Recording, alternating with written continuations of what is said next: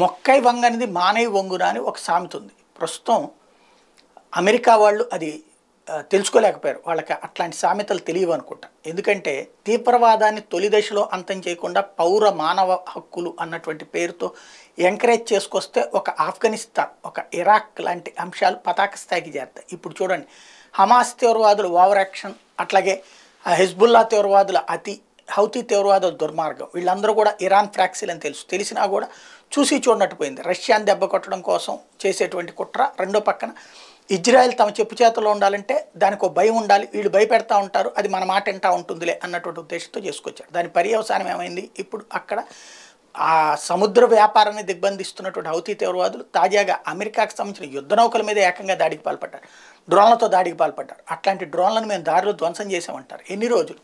ఇప్పుడు మొన్ననే ఇరాక్లో ఏం జరుగుతుంది? అకస్మాత్తుగా అమెరికా సైనికులు చనిపోవట్లేదా?